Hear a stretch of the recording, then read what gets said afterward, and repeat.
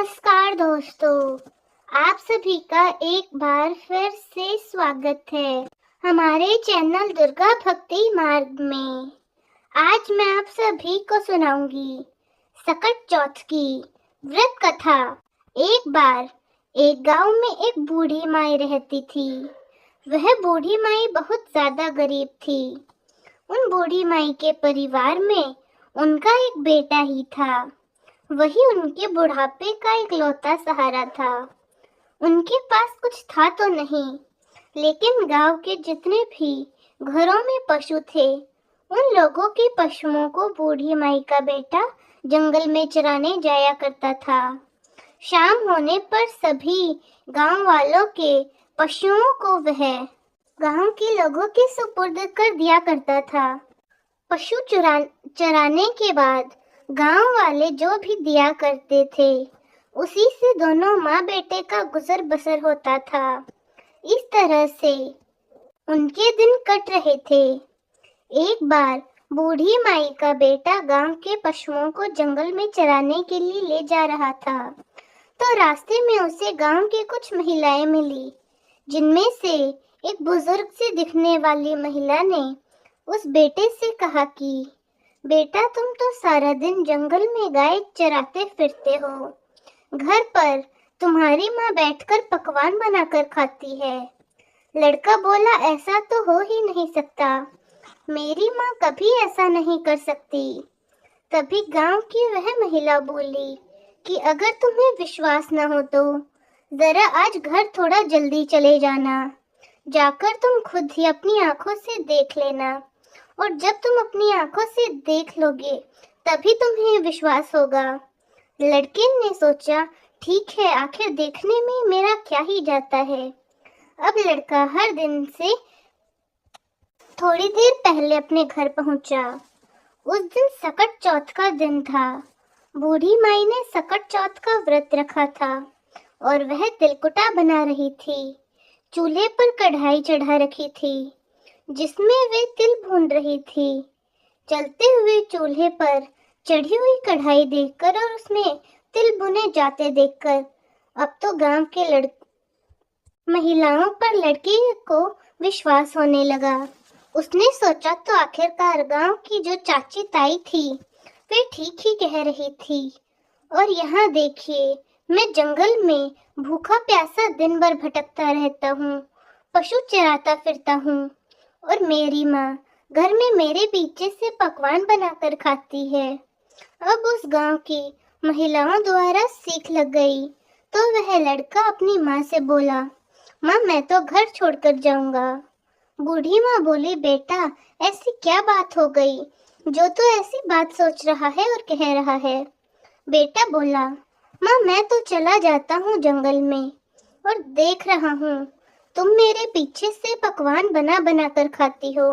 मुझे खिलाना तो दूर, बताती तक नहीं।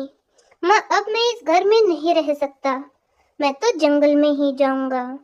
बूढ़ी माई ने अपने इकलौते बेटे को बहुत समझाया कि बेटा, आज तो सकट चौथ का व्रत है, इसलिए तिलकुटा बना रही थी, लेकिन बेटा माना ही नहीं।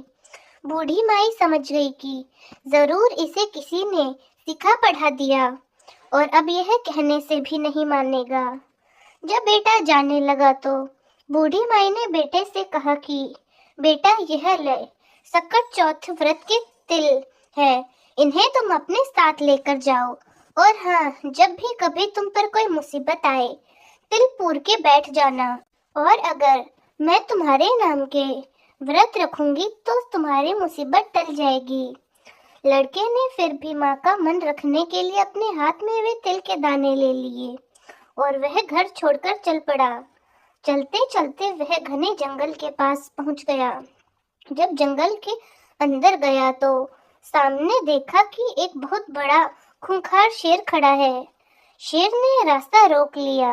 लड़के ने सोचा, अब मेरा बचना तो बहुत मुश्किल है, आज तो मुझे मरना ही होगा। वह डर के मारे कांपने लगा, थर थर कांप रहा था, और जब कोई मुसीबत में होता है तो डर के मारे उस व्यक्ति को अपनी माँ की याद आती है। उस लड़की को भी अपनी माँ की याद आ गई। जैसे ही माँ की याद आई तो माँ की कही हुई बात याद आ गई कि बेटा, यदि मुसीबत में पड़े तो ये तिल के दाने पूर कर बैठ जाना। वह जेब से तिल के दाने निकालता है और पूर के बैठ जाता है और कहने लगा, हे सकट चौथ माता, अगर मेरी माँ मेरे नाम के व्रत करती तो यह शेर गाय बन जाए और यहाँ से चला जाए, नहीं तो आज मेरा मरना तय है। लड़के ने जैसे ही ऐसा कहा, देखते ही देखते सकट माता की कृपा से वह शेर गाय बनकर पूंछ हिलाता हुआ वहां से चला गया। क्योंकि बूढ़ी माई तो केवल अपने बेटे के नाम से ही व्रत किया करती थी। अब वह लड़का इधर जंगल में राम राम कहता हुआ आगे बढ़ा। थोड़ा आगे बढ़ा तो देखा एक बहुत ही ज्यादा बड़ी नदी रास्ते में उफन करती हुई आ रही है। अब उसने सोचा कि अगर मैं नदी पार करूंगा तो मैं इतने गहरे पानी में डूबकर मर जाऊंगा। एक तो नदी का बहाव बहुत ही तेज है, ऊपर से तूफान भी आया हुआ है। अगर मैं यह नहीं करता हूँ तो रात भी हो गई है। पीछे घना जंगल है और जंगल में रहने वाले जंगली जानवर तो निश्चित ही मुझे मार डालेंगे, मुझे कच्चा ही चबा जाएंगे। यह तो आगे कुआं और पीछे खाई वाली बात हो गई। फिर उसे अपनी माँ की याद आई।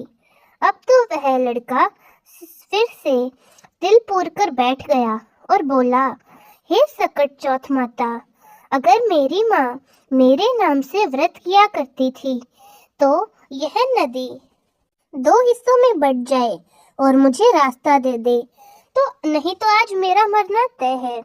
जैसे ही लड़के ने यह बात कही, नदी देखते ही देखते 2 हिस्सों में बट गई।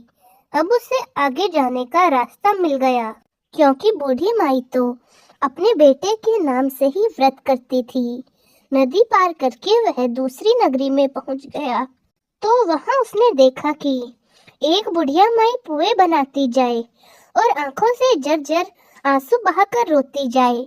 उसने इस तरह के पकवान बनाती और रोती हुई बूढ़ी महिला से पूछा, अरे माई, पूड़े बना रही हो, इसका मतलब तुम्हारे घर में कोई खुशी का माहौल है और साथ ही तुम रो भी रही हो, तो मन में जरूर कोई दुख भी है।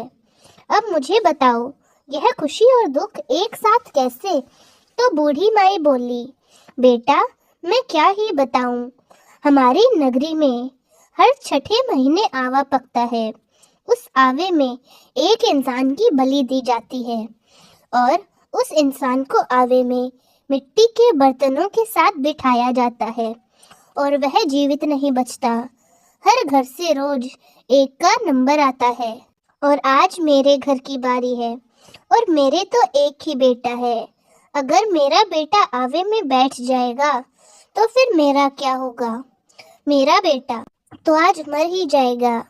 यही सोच सोच कर मैं बहुत दुखी हूँ और रो रही हूँ और आज मेरे बेटे का आखिरी दिन है।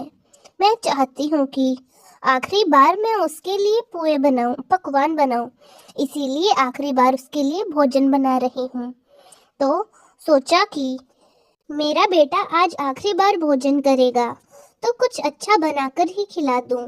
और मेरे बेटे को पूड़े बहुत ज्यादा पसंद है, इसीलिए मैं उसके लिए पूड़े बना रही हूँ। उस दुखिया माई की बात सुनकर बुढ़िया माई के बेटे को उस पर बहुत दया आई तो वह कहने लगा, हे बूढ़ी माई, अगर तुम ये सारे पूड़े मुझे खिला दोगी तो मैं तुम्हारे बेटे की जगह चला जाऊंगा। तो वह बुढ़िया माई बोली, बेटा, तू तो जितना मर्जी चाहे पुए खा ले, चाहे सारे खा ले, लेकिन यूं किसी की आई पर भला कौन जाता है? बुलावा मेरे बेटे का है, लेकिन उसकी मृत्यु को कौन अपने हाथ में लेगा? तू उसके बदले क्यों जाएगा?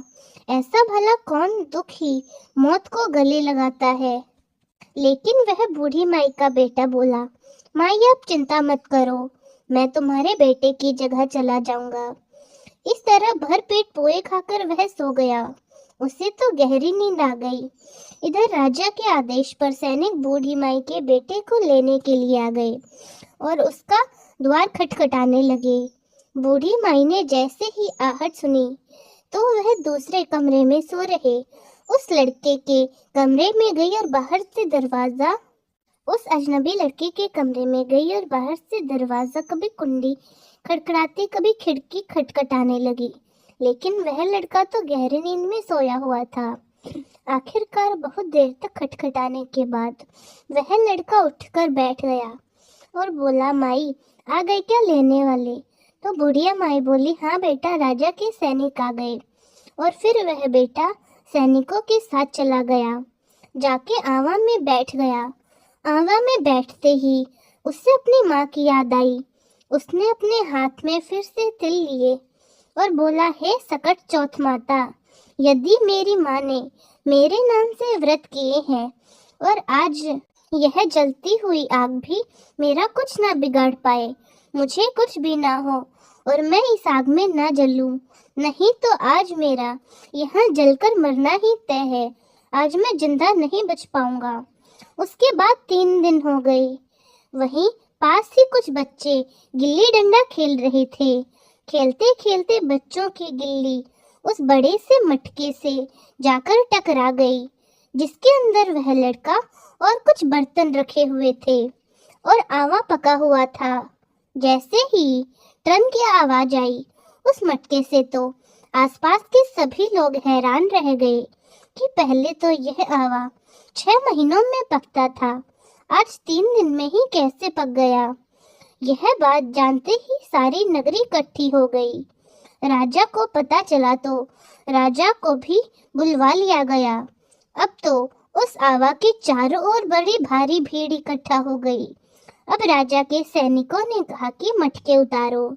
जैसे ही सैनिक मटके उतारने लगे, अंदर से आवाज आई, भाई धीरे धीरे उतारो, भाई धीरे धीरे उतारो। यह आवाज सुनते ही सैनिक डर के मारे दूर भाग गए कि आज तो इसमें से किसी व्यक्ति के बोलने की आवाज आ रही है। आज तक तो इसमें कोई जिंदा नहीं बचा, लगता है अंदर कोई भूत है। अब तो राजा भी तलवार निकालकर खड़ा हो गया और बोला, सच सच बता, मटके के अंदर तू कौन है? अब मटके में से बूढ़ी माई का बेटा निकला और बोला, महाराज, यहाँ पर कोई भी भूत वूत नहीं है, ना ही मैं कोई पिशाच हूँ, बल्कि मैं तो एक बुढ़िया माई का बेटा हूँ और मेरी माँ मेरे नाम से सकट चौथ के व्रत करती थी। मैं तो बस गांव की चाची ताई के बहकावे में आ गया था और घर छोड़कर निकल आया।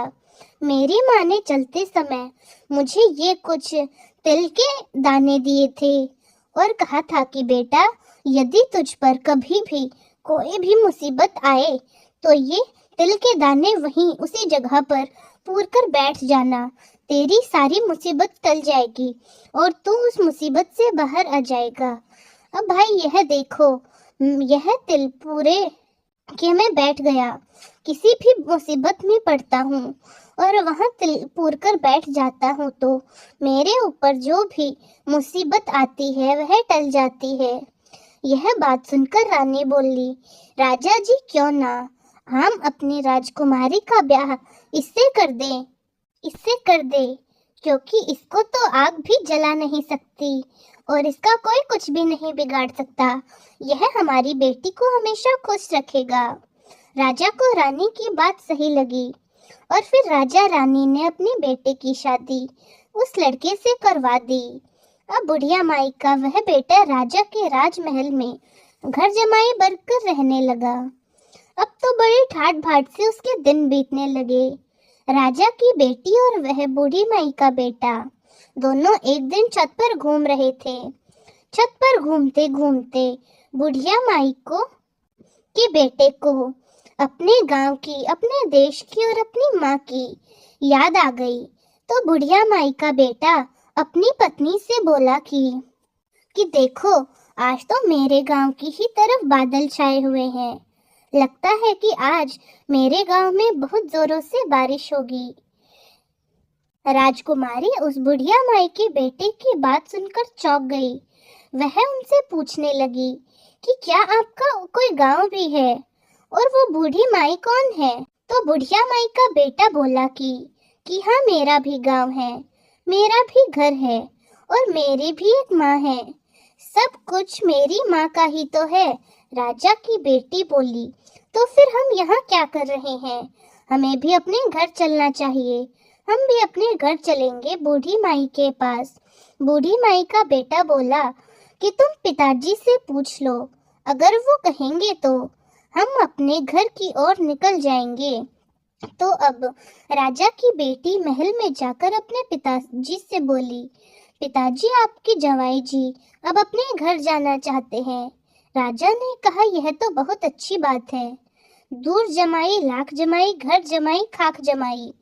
ठीक है, तुम दोनों अपने घर जाओ, कमाओ खाओ और अच्छे से अपनी गृहस्थी बसाओ। हम तो भाई इसी में राजी हैं, इसी में ही खुश है।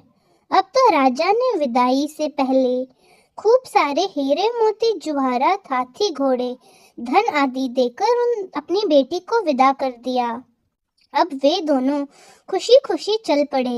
इधर जब बूढ़ी माई का बेटा गांव के पास आया तो उसने एक सैनिक को अपने घर भेजा कि जाओ और मेरी माँ को बताओ कि उनका बेटा बहू आ रहे हैं। अब सैनिक गया तो देखा कि बूढ़ी माई तो रो रो कर अंधी हो गई है। सैनिकों ने जाकर कहा कि बूढ़ी माई, आपके बेटा और बहू आए हैं। बूढ़ी माई सैनिकों से बोली, बेटा, सारा गांव तो हंसी मजाक उड़ाता है, अब तुम भी हंसी मजाक उड़ाने लगे। मेरा बेटा तो घर छोड़कर चला गया क्योंकि उसे तो सीख लग गई और पता नहीं उससे कोई जानवर खा गया होगा। वह जिंदा भी है या नहीं, और मुझे तो उसकी कोई खबर तक नहीं है। तो सैनिक कहने लगे, नहीं माई, आपका बेटा सचमुच में आ गया है, अपनी पत्नी को भी लाया है। अब तो सारा गांव इकट्ठा हो गया कि बूढ़ी माई का बेटा आ गया। लेकिन बूढ़ी माई को अब तक विश्वास नहीं हो रहा था। तब वह हाथ जोड़कर सकट माता का ध्यान करके बोली, हे सकट माता, अगर मेरा बेटा सचमुच आया है तो दूध की एक धार सीधी इसके मुंह में पड़ेगी। अब उसे चमड़े की अंगियां पहनाई गई। जैसे ही बूढ़ी माई का बेटा उसके सामने आया तो अंगियां फटकर दूध की धारा छाती से बहकर बेटे की दाढ़ी मूंछ भीग गई। अब तो पूरे गांव में हंगामा मच गया कि सचमुच बूढ़ी माई का ही बेटा है। बूढ़ी माई का बेटा आ गया और सकट चौथ माता कृपा से बूढ़ी माई की आंखें भी ठीक हो गई। जैसे ही बेटा बहू सामने आए, उन्हें देखकर बूढ़ी माँ बहुत खुश हुई। बेटा अपनी माँ के पैरों में गिर पड़ा और कहने लगा, हे माँ, मुझे माफ कर दे। मैं तो गांव वाली चाची ताई के सिखावे में आ गया था और घर को छोड़कर चला गया था। तुम तो मेरे नाम का ही व्रत करती थी और तुम्हारे दे हुए तिल के दानों और सकट चौथ माता ने ही मुझे हर मुसीबत से बचाया है। बेटे बहू को देखकर बूढ़ी माई अपने पुराने सारे दुख भूल गई और फिर बोली, बेटा, सकट चौथ माता ने तो मूल लौटाया है, साथ ही ब्याज भी लौटा दिया। अब तो बूढ़ी माई के ठाट बाट हो गए। बेटा बहू खूब मन लगाकर खुशी से बूढ़ी माई की सेवा करने लगे। हे सकट चौथ माता, जैसी कृपा आपने बूढ़ी माई पर करी वैसी सब पर करना। इस कहानी को कहने वाले, सुनने वाले और हुकारा भरने वाले सबकी मनोकामनाओं को पूरा करना। तो दोस्तों, कैसी लगी आपको हमारी आज की यह व्रत कथा? कमेंट्स में ज़रूर बताएं। धन्यवाद।